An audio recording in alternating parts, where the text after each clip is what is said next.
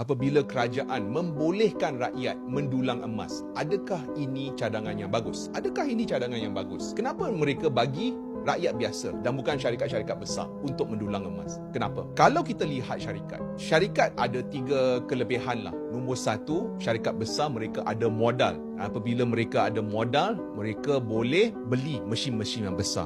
Apabila mereka beli mesin besar, mereka boleh dapat lebih banyak emas dalam waktu yang singkat. Nombor 2, kalau syarikat-syarikat masuk, apa kelebihan yang mereka ada? Mereka ada maklumat sebab diorang ada geologist, diorang ada metal detector, semualah.